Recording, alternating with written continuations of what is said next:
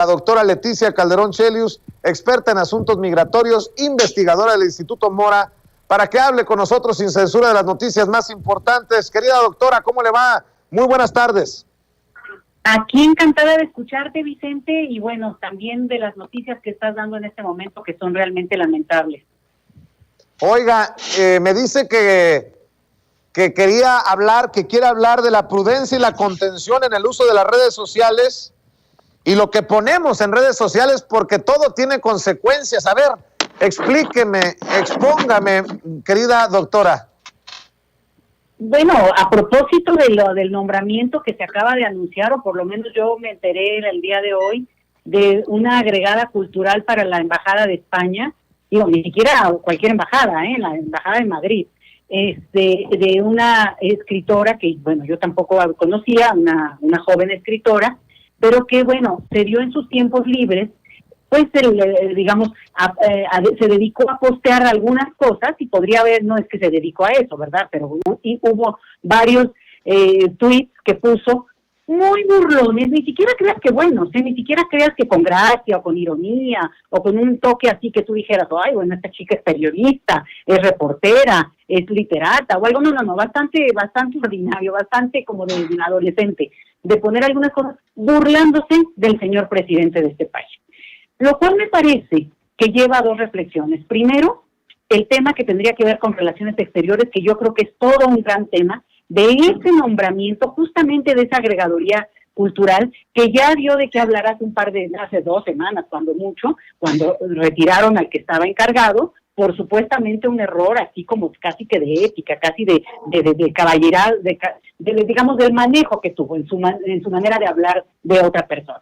Entonces, frente a eso, 2 semanas después, o menos de ese tiempo, designan a esta persona.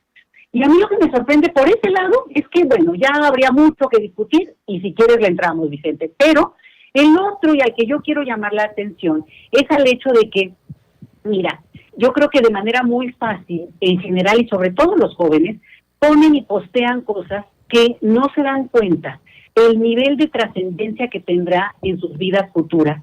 Sobre todo, bueno, esperando justamente tener movilidad laboral, ascender, y como esta persona eventualmente ser nombrada por el gobierno que ella misma critica.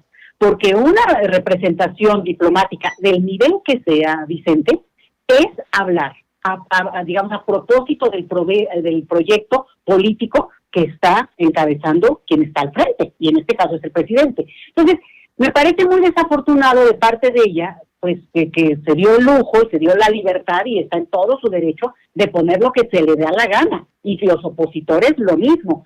Sin embargo, donde ahí ya se te cae el teatrito, es cuando a su vez quiere ser la empleada de ese mismo que está, digamos, si no se trata nada más de un empleador, se trata de una persona, un presidente que representa la voluntad política de millones de mexicanos. Entonces, lo que yo quiero llamar la atención es que si alguno tiene posturas duras contra alguien y quiere manifestarlo en las redes sociales, está en todo su derecho y es correcto, pero que entiendan que eso tiene consecuencias, porque al mismo tiempo hay quien encontrará esas menciones y no le parecerá que una persona que pretende además cobrar con nuestros impuestos, ser beneficiaria de un salariazo, Vicente, además de todo, se dedicó a golpetear al presidente, como lo harían muchas artistitas de Televisa, que lo hacen, y justamente en todo su derecho, y las podemos criticar por lo que tú quieras, pero no andan aceptando un puesto que ni se los están ofreciendo, pero digamos que fuera el caso. Entonces, sí me parecen maromas muy inaceptables de parte de quien la está empleando en este momento, pero al mismo tiempo un llamado de atención a todos, en el sentido de que si van a postear algo, asuman la responsabilidad de lo que están poniendo, sea en Twitter, en Facebook, o donde ustedes quieran.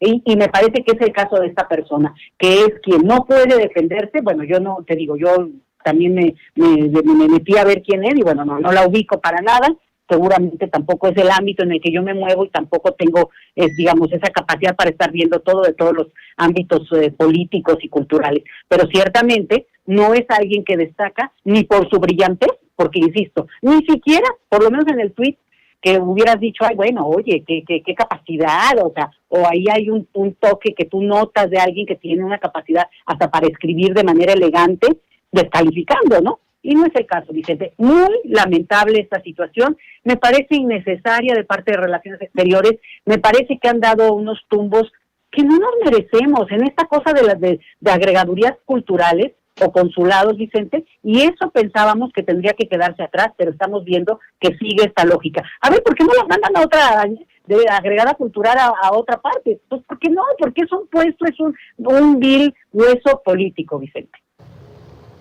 Así es. Oiga, doctora, y por más que estén teniendo buena relación los gobiernos de México y Estados Unidos, continúan las deportaciones. Platicaba con algunos amigos defensores de derechos humanos, sobre todo en Sonora, y me decían que estas deportaciones tienen un fuerte impacto en plena pandemia, por lo que no hacen las autoridades de Estados Unidos, por lo que no, lo que también están dejando de hacer las autoridades acá en México. ¿Qué es lo que sabe usted de esta situación? Los migrantes siguen siendo pues un sector de la sociedad vulnerable, a pesar de lo que se diga, ¿no? Más allá de lo que se diga. Vicente, este tema se junta también con lo que estábamos platicando antes de Relaciones Exteriores, porque realmente es una secretaría que tiene bajo su mando, digamos, en este momento histórico, muchas áreas. Y Relaciones Exteriores, aunque no sea la directamente encargada, porque se supone que es el Instituto Nacional de Migración quien ve estos temas de la transmigración por nuestro país y todo el tema que tiene que ver, por ejemplo, con el traslado de las personas o incluso la detención que se está llevando a cabo de muchísima gente desde hace tiempo, y ahorita les voy a decir que bien, pero desde hace mucho tiempo lo que estamos viendo es que sí es la Secretaría de Relaciones Exteriores quienes están avanzando, y yo entiendo, hay una parte de pragmatismo, tampoco nos vamos a chupar el dedo en el sentido de decir, es que no se puede negociar nada con Estados Unidos. No, con Estados Unidos se tiene que negociar, no hay de otra, no solo es nuestra frontera, es el país más rico del planeta, pero ahí hay un punto en el cual hay una cuestión que se llama Título 42, Vicente, a partir de la cual Estados Unidos deporta personas, las manda a nuestro país, y México las deporta, ahora sí que como se dice en caliente, pero desafortunadamente ni siquiera respetando los protocolos que tienen que ver con cosas que México ha peleado por años, Vicente. Por ejemplo, no dejar a la gente a su suerte en territorio sin ley, digamos, las mandan a la parte de Guatemala, de México-Guatemala, y las dejan en la frontera, a horas inapropiadas, familias con niños, gente que es sumamente vulnerable, y eso ha hecho, y hay testimonios de eso, de población que ha vivido esa experiencia de una manera muy dramática. Entonces, yo aquí creo que, e insisto, yo creo que la Secretaría de Relaciones Exteriores, Marcelo Ebrard, han hecho un papel espléndido, muchas cosas muy destacables. Yo creo que nos ha honrado en muchas cosas que ha llevado a cabo como área, como liderazgo que se le reconoce, pero sí hay puntos oscuros, puntos flojos que hay que señalar, y que yo creo que este tema de la política de inmigración en nuestro país se tiene que revisar. No se puede seguir con el discurso de que este es un país que está siguiendo las normas humanitarias cuando no lo está haciendo. Entonces, se tiene que acoplar incluso en un escenario adverso, incluso en una situación de hostilidad que viene aún más, Vicente, y tenemos que entenderlo y abrirnos a un nuevo discurso todos, Vicente, porque hubo una tragedia tremenda en Haití hace unos cuantos días, y eso va a tener consecuencias que tenemos que entender que geografía es destino, y nosotros somos el territorio antes de entrar a Estados Unidos. Y también a su vez somos un territorio que puede ser destino de quien está huyendo de situaciones que van más allá de su propia voluntad, y quién lo hubiera deseado cuando uno vive una experiencia de esas. Entonces, en ese escenario, sí creo que la poca transparencia que ha habido de la política de inmigración en nuestro país se confunde a veces con todas las buenas diligencias que se están haciendo, por ejemplo, en el campo de las vacunas, de todos los avances que ha habido en términos de política exterior hacia América Latina, de posicionar de nuevo a México en el mundo con un discurso pues de un liderazgo que da orgullo. Pero el otro punto es cuando hay una opacidad, y esto es muy delicado, Vicente. Y por eso digo, también le toca, ni modo, ahora le tocó, pero el balón a Relaciones Exteriores, en el sentido de que lo mismo de la opacidad en el nombramiento de funcionarios que deben representar un proyecto y que deben también sentir el orgullo de representarlo, porque al final de cuentas, pues se supone que eso es parte de tu trabajo también, promover ese proyecto del cual tú estás, digamos, eres parte en el sentido, bueno, de compartir lo mínimo, ¿no? Si no, pues como para qué, porque ni siquiera, voy a retomar el caso de esta persona que fue nombrada agregada cultural, ni siquiera es miembro del servicio exterior, que podrías decir, bueno, tiene una carrera, tiene una trayectoria y por tanto ya le toca, ¿no? Vamos, ¿por qué no ponen a alguien del servicio exterior mexicano? Gente que se forma por años para ser diplomático. Bueno, entonces, dicho eso, entramos a esto otro que también es un escenario que sí tiene mucha, digamos, dirección de parte de Relaciones Exteriores. Sí me gustaría decirlo, Vicente, que es necesarísimo que haya mucho más transparencia y que entendamos que México es un país, como el mundo entero, donde el tema del refugio no puede ser solo un recuerdo de que no, que si los españoles y que los latinoamericanos huyeron hace 40 años de sus países, sí, pero y hoy por hoy, ¿cómo lo afrontamos y cómo discutimos ese tema? Y por favor, no insistan en estos discursos de que, no, pues llévenselos a su casa. No me da esa risa, Vicente, porque es como que rebajamos el debate, ¿me entienden? Otra vez volvemos a ponernos en un lugar donde al final tenemos que entender que hay una situación internacional que nos rebasa como en lo personal, y pues para eso tenemos un Estado, para eso tenemos un gobierno, y para eso tenemos toda una serie de decisiones de gente que tiene la capacidad y los recursos, Vicente. Entonces sí es muy lamentable, y sí ténganlo por favor en el foco, porque de esta no nos escapamos, y les digo la otra, eso es mucho más lejano, pero la crisis en Afganistán implica recibir en el mundo entero población que no tenía planeado irse de su país apenas hace 10 días. Y por tanto, uno de cientos de países, obviamente, puede ser México. Y frente a eso tendríamos que estar, digamos, con la claridad de que vivimos en un planeta donde hay situaciones como este tipo de crisis. Muy bien, pues doctora Leticia Calderón Chelius, como siempre, nosotros agradecidos por el análisis, por los comentarios que hace en este espacio libre como el viento. La vamos a estar esperando el próximo martes, y también vamos a estar esperando que la gente que nos ve y nos escucha en Sin Censura se suscriba, la siga en sus redes sociales, en @LetiChelius, en Twitter, y por lo pronto le mando un abrazo. Muchas gracias por acompañarnos. Siempre agradecidísima contigo y con el auditorio, Vicente. Abrazo muy grande por ahí. Cuídese, gracias. Y bueno, vámonos con más noticias. El PAN está deteriorado y en proceso de putrefacción, y lo dice un panista, y lo dice un gobernador panista. Así lo señala Javier Corral, el gobernador de Chihuahua, quien asegura que el PAN está en proceso de putrefacción, por lo que al dejar su gobierno el próximo 8 de septiembre, analizará su futuro político, que sin duda será lejos de la actual dirigencia. Admite los esfuerzos de la 4T y lamenta que para la oposición constituida en el PRIAN signifique claudicación, traición o entreguismo. De seguir así, ambos partidos, el PRI y el PAN, no le verán ni el polvo a Morena en el 2024, dice el gobernador de Chihuahua. Asegura que el PAN está en franco deterioro, yo diría en estado de putrefacción, y no solo por su convivencia con la corrupción, sino por este pragmatismo que lo hizo perder todo rumbo y lo hizo perder todo pasado de dignidad. No creo en estos dirigentes, yo creo que estamos viviendo la peor época del PAN. Me acordé mucho de ti, Toño, cuando leí la nota. La peor generación del panismo, has dicho tú, dice Javier Corral. Estamos viendo la peor época del PAN. Nunca habíamos tenido un dirigente tan mediocre. ¿Qué le pasó al PAN para pasar de Castillo Peraza a Marco Cortés? Eso es lo que tenemos que contestarnos. ¿Tiene remedio o tiene remedio? Yo creo que ya no tiene remedio. Ya es una maquinaria de intereses que se parece mucho al PRI. Está en la lucha del poder por el poder mismo, y todo se justifica para ganarle a López Obrador. Ahora están revivido al comunismo que está por llegar, pero comunismo ya no hay ni en Moscú, de acuerdo a lo que publica el periódico Milenio, con estas brutales declaraciones de Javier Corral, Toño. Ahí sí se la van a tener que tragar todita los panistas, porque es de panistas a panistas, ¿no? Qué pesados se llevan.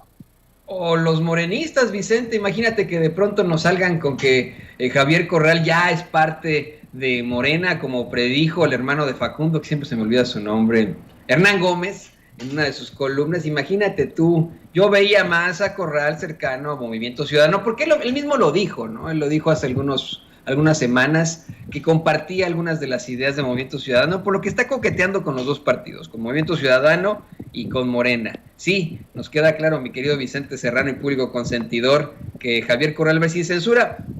Te lo dijo a ti ahí afuera de Palacio Nacional, y bueno, pues qué bueno que pueda escuchar nuestras muy constructivas críticas hacia su gobierno. Yo le pediría a la gente que no nos olvidemos que él participó y echó su carrera política por la borda. Él también enterró su carrera política al participar en esta locura de acusar al gobierno de México de quitarle el agua a los campesinos de Chihuahua, cuando pues se trataba de un acuerdo que se viene implementando desde los años 40, ¿no? Imagínese usted, en el que México recibe más agua de la que da por parte de los Estados Unidos. Él participó en todo eso para poner a su gallo, que más bien es pollo, a Gustavo Madero. En esto también participó Alberto Rosas, el tumbaburros. Yo creo que todo lo que toca Alberto Rosas, el tumbaburros, pues es popó, ¿no? En efecto.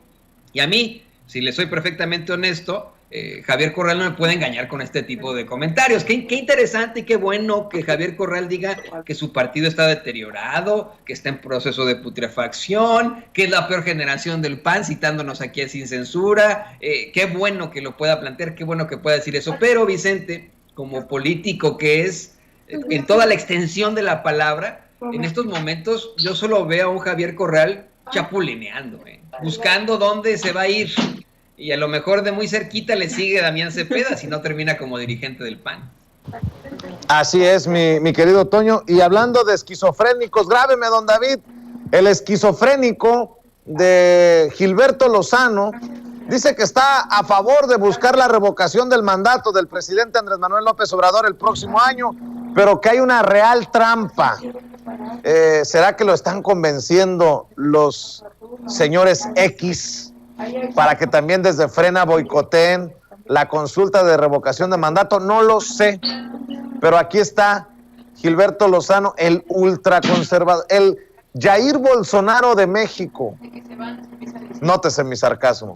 Este es el líder de Frena, el de las cabezas de AMLO en charola, el de las peticiones a los militares para tumbar al ganso bolivariano. Este es el personaje.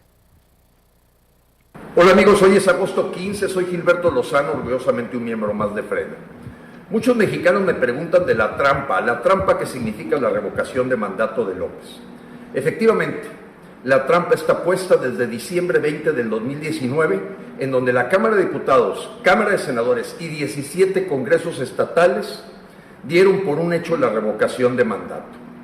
Inclusive se dieron el lujo del artículo 4º transitorio, firmado por todos ellos, para ponerle hasta fechas, noviembre y diciembre para recoger las firmas de solicitud y marzo del 2022 para llevar a cabo la revocación. Esto ya no tiene vuelta para atrás. La trampa está puesta. ¿Y en qué consiste la trampa? En que López apuesta a la desunión de los mexicanos, a los opositores a la revocación de mandato, a los apáticos, a los cobardes, a los que no participan. Y en ese sentido sería el gran triunfo de López en esta trampa que nos puso. Imagínate poder celebrar a nivel mundial que le diste oportunidad a los mexicanos de que el INE, Instituto Nacional Electoral, organice una revocación de mandato y ni siquiera se reúne un 3% para solicitar. Imagínate a López celebrando una popularidad del orden de 98%, puesto que si no se da el 3%, quiere decir que está muy cerca de ser la gestión que los mexicanos apoyan, celebran y con júbilo desean continúe esta revolución bolivariana. López tenía muy claro que iba a tomar el INE en estos meses, sin embargo aún no lo logra.